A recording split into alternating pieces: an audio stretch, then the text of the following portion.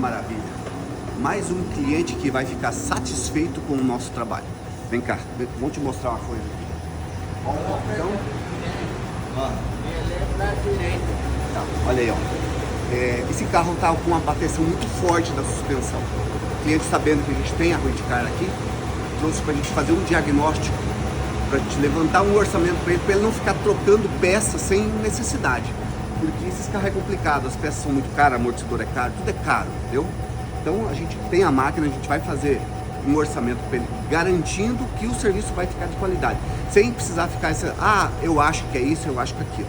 Então acompanha aqui com nós, ó. Cara, olha aqui, ó. Deixa eu pegar aqui, eu consigo fazer melhor aqui. Olha o barulho. Olha o barulho. Você tá conseguindo escutar? Ó. Cara, esse carro aqui a gente colocou ele no elevador e não apresentou folga nenhuma na suspensão. Olha só o barulho. Olha. É nessa bieleta aqui, ó. É na bieleta, né? Ó o barulho ali do outro lado. Ó. Aham, solta. Ó o barulho. Ó, solta. E quando a gente colocou o carro no elevador, ele não tinha barulho, você não via folga na mão, você não conseguia pegar a bieleta e forçar para cima e para baixo sem folga.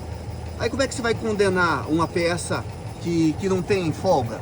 E aqui com a máquina você consegue entrar embaixo do carro, como eu estou fazendo aqui, ó, mostrando para vocês. Olha como é que ela trabalha, ó. Tá vendo ali como é que ela trabalha? Interessante, né? Isso é porque a gente consegue ter ferramentas, ó o barulho, olha aqui, ó. Deixa eu pegar aqui na bucha da barra estabilizadora aqui também, ó. Pera aí. Ó, olha isso. E esse barulho dentro do carro parece que é amortecedor estourado, parece que é coxinho do amortecedor, coxinho do motor, tá? Então, simplesmente, claro, o cliente vai ter um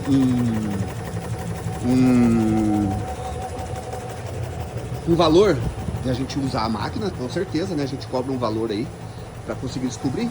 Só que assim ele não vai precisar gastar com a troca de peça desnecessária. Então se você tem um carro que está com barulho na suspensão, tá difícil de achar, sem que você querer ficar trocando peça, vem aqui, ó, Primon Centro Automotivo, aqui na rua Cuiabá 4660, aqui no bairro Alto Alegre. O telefone é zap, é o 99851-1100. Vem pra cá que nós garantimos nosso serviço. Nós somos especialistas em suspensão e freio, beleza? Vem pra cá.